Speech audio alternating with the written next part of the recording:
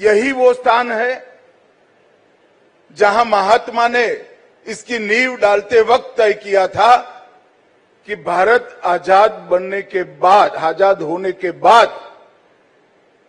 भारतीय शिक्षा पद्धति क्या होगी, ये गुजरात विद्यापीठ इसका मॉडल बनाएगा।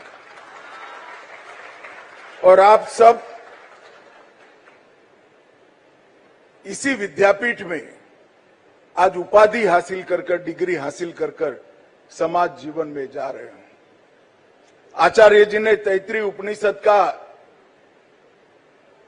उपदेश आप लोगों को बहुत सरल भाषा में समझाया है, परंतु जीवन जीवन होता है, बहुत सारे उतार चढ़ाव आते हैं। मैं आज विद्यार्थियों से और दीक्षा लेकर जाने वाले उपाधि प्राप्त भारत के नए नागरिकों को भी एक संदेश देना चाहता हूं। विद्यापीठ का प्रांगण छोड़ने से पहले आप आपके जीवन का एक लक्ष्य जरूर तय कर लेना, और लक्ष्य तय करते वक्त ये लक्ष्य सिद्ध होगा या नहीं होगा वो बोझ आपके पर मत रखना। एक बहुत बड़े व्यक्ति ने मुझे कहा था कि काम हो पाएगा या नहीं हो पाएगा वो नहीं सोचना चाहिए, काम करने जैसा है या नहीं करने जैसा है वो ही सोचना चाहिए।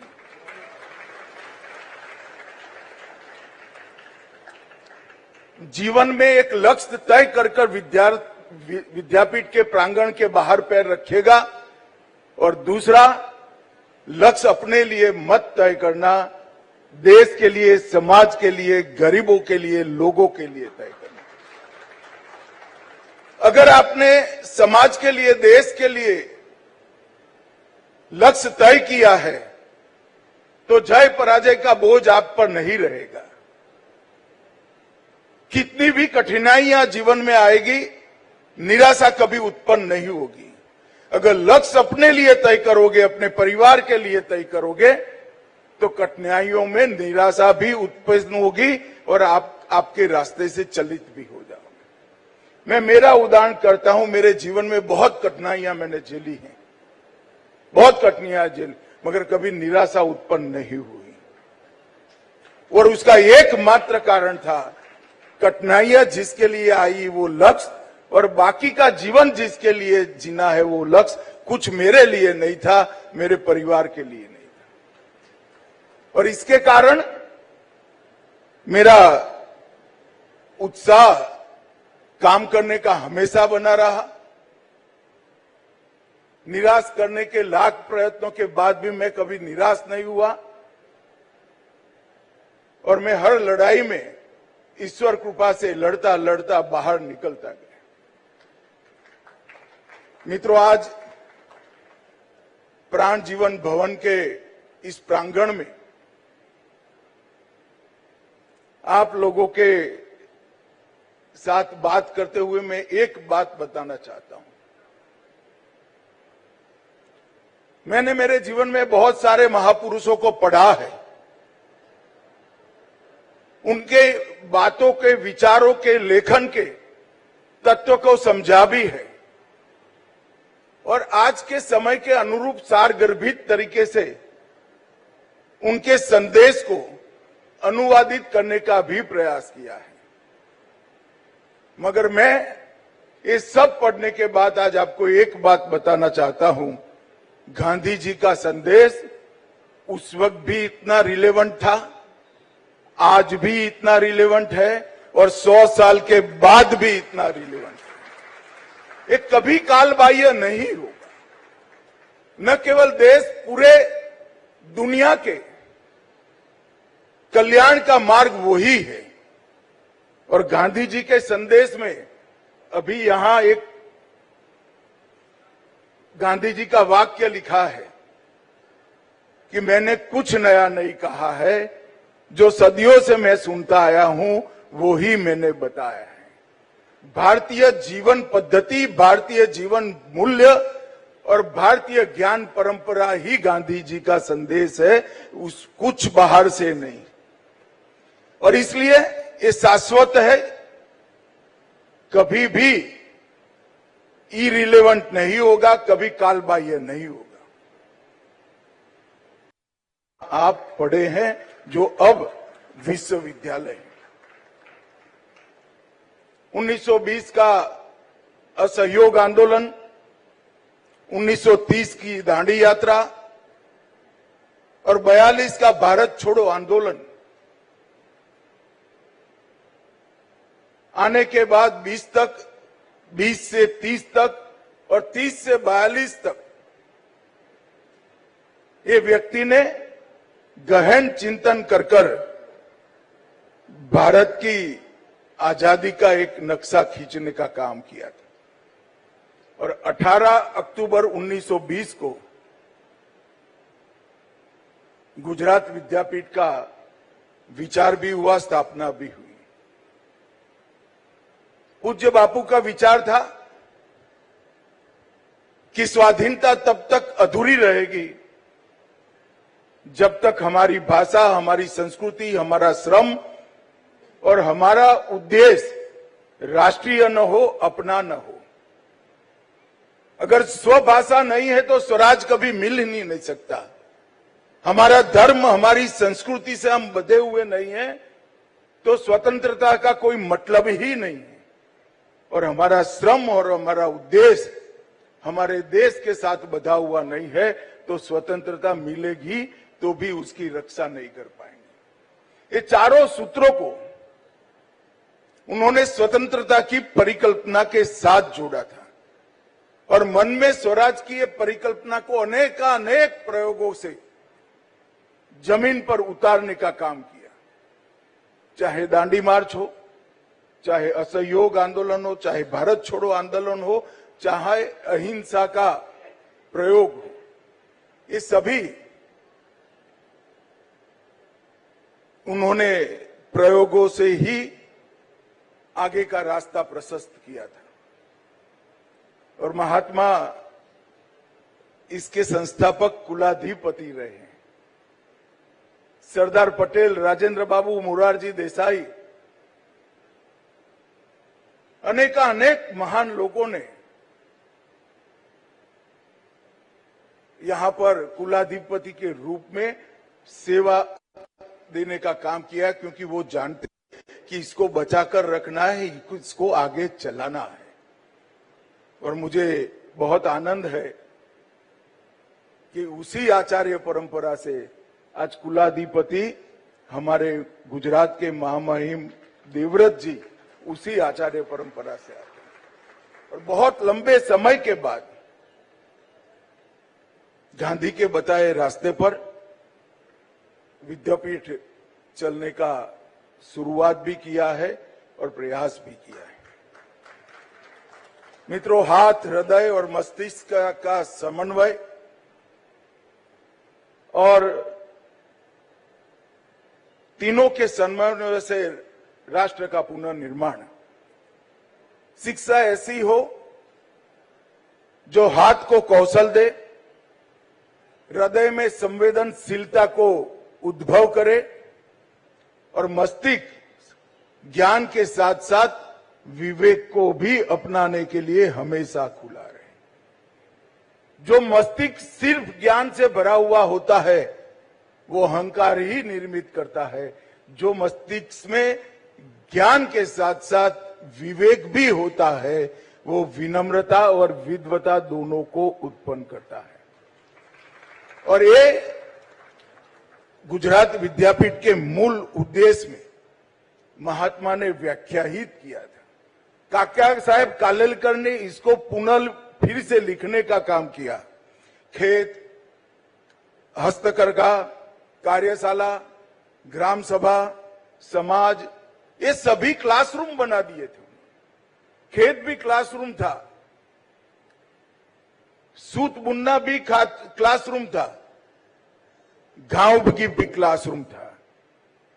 और अभी आप लोग तो गुजरात विद्यापीठ से पढ़कर निकले हो, अब यहां कंप्यूटर भी सिखाया गया होगा आपको, 2020 की राष्ट्रीय शिक्षा नीति एक बार आप देख लीजिएगा।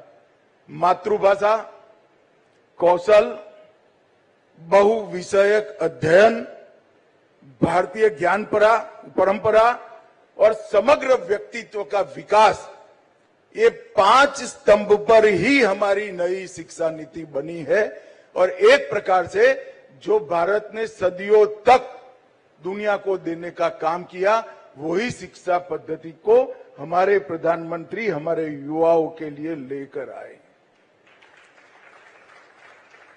मूल तत्व को बदले बगैर विश्व भर की आधुनिकता को हमने नई शिक्षा नीति में भरने का काम किया है।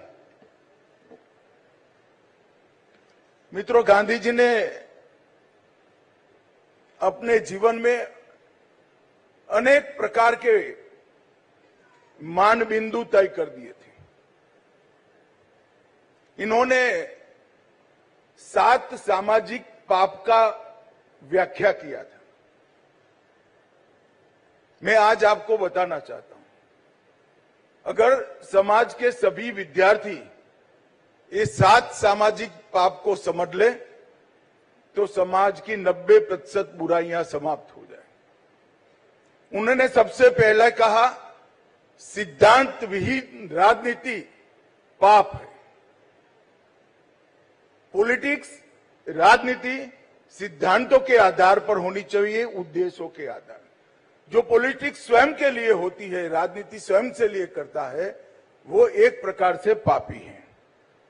उन्होंने कहा, नैतिकता विहीन व्यापार, ट्रेड, बिजनेस, इंडस्ट्रीज, इसके अंदर नैतिकता होनी चाहिए। अगर नैतिकता का आधार नहीं है तो हम धन पशु ही बन जाएंगे और कुछ नहीं बन पाएंगे। श्रम विहीन धन, जिस पर मेरे श्रम ने मेरा अधिकार निर्मित नहीं किया है, ऐसा धन भी पाप है। विवेक विहीन ज्ञान और भोग, मैं मेरी जरूरत से ज्यादा चीजों का उपभोग करूंगा तो वो पाप है। और मेरे ज्ञान का उपयोग मैं अकेले स्वयं के लिए करूंगा तो भी पाप है। तो विवेक विहीन भोग और ज्ञान दोनों को उन्होंने पाप किया। चरित्र विहीन, कैरेक्टर के बगैर का ज्ञान, ये भी पाप कहा। मानवता विहीन विज्ञान, विज्ञान का उद्देश्य पृथ्वी का और मानव जात का कल्याण करने का होना चाहिए, ब्रह्मांड का कल्याण करने का होना चाहिए। तो मानवता विहीन विज्ञान को भी पाप कहा। और किसी भी प्रकार की उपासना, उसमें त्याग नहीं है तो वो भी पाप है, आडंबर है। तो त्याग विहीन उपासना को भी उन्होंने पाप किया। मैं आज सभी युवाओं को ये 7 पाप हमें हमेशा याद रखना चाहिए। हम कोई इतने बड़े महापुरुष नहीं है कि कभी इसमें से कोई पाप हमसे नहीं होगा, मगर इसका बोध रहेगा तो करते हुए झिझकेंगे जरूर, रुकेंगे जरूर और करेंगे। कभी कभार आपद धर्म में करना पड़ा तो प्रायश्चित भी इसका हम कर ही लेंगे। उन्होंने 11 सूत्र व्रत दिलवाए थे। सत्य, अहिंसा, अस्तेय, ब्रह्मचर्य, अपरिग्रह, सरिश्रम, अस्वाद, अभय, सर्वधर्म संभाव, स्वदेशी और अस्पृश्यता का निवारण। कई सारी चीजें तो हमारे संविधान के कारण समाप्त होती गई है, परंतु ये 11 सूत्र भी आज भी रिलेवेंट है और इसको हमें याद कर कर आगे चलना चाहिए। मित्रों, गांधी जी ने धर्मांतरण को, स्वधर्म को, धर्मांतरण को एक प्रकार से पाप बताया था और स्वधर्म के अनुसार जीने की आज आपने प्रतिज्ञा भी करी है। खादी एक विचार नहीं है, एक आर्थिक गतिविधि नहीं है, एक कंसेप्ट है कि मेरे हर जीवन के क्रियाकलापों में मैं मेरे साथी देशवासी की चिंता करूंगा। एक कंसेप्ट को बापू ने आगे बढ़ाया था। मुझे कहते हुए बहुत आनंद है कि 2013-14 में खादी ग्राम उद्योग का टर्नओवर 31,000 करोड़ था। 25-26 में 1,87,000 करोड़ तक खादी का टर्नओवर था। गांधी जी ने स्वच्छता का आग्रह रखा। आज देश में एक भी घर ऐसा नहीं है जहां शौचालय नहीं है। मोदी जी ने नई पीढ़ी में स्वच्छता के संस्कार को उनकी शिक्षा के साथ ही जोड़ने का काम किया। स्वभाषा के लिए दुनिया की कोई भी भाषा सीखने में कोई तकलीफ नहीं है, मगर मैं मेरी भाषा में बोलूंगा तो मैं छोटा हो जाऊंगा। इससे बड़ा कोई पाप हो ही नहीं सकता, क्योंकि भाषा ही हमें देश के संस्कार और इतिहास के साथ जोड़ती है और जड़ों के साथ जोड़ती है। अगर जड़ ही कट गई तो बड़े से बड़ा दरख्त भी टिक नहीं सकता था। इसलिए गांधी जी ने स्वभाषा पर भी आग्रह दिया। ग्राम स्वराज, ग्राम समृद्धि और सहकारिता, ये तीनों पर भी बल दिया। अभी नरेंद्र मोदी जी की सरकार ग्राम स्वराज, समृद्ध ग्राम और कोऑपरेटिव तीनों पर नए सिरे से बहुत कुछ काम कर रही है और राष्ट्र का पुनर्निर्माण, आप गांधी को पढ़ेंगे तो कभी भी नवनिर्माण शब्द नहीं मिलेगा। ये देश बहुत बड़ा था, गुलामी के कालखंड में टूटा, तो गांधी जी ने हमेशा पुनर्निर्माण शब्द प्रयोग करा है, कभी भी नवनिर्माण शब्द।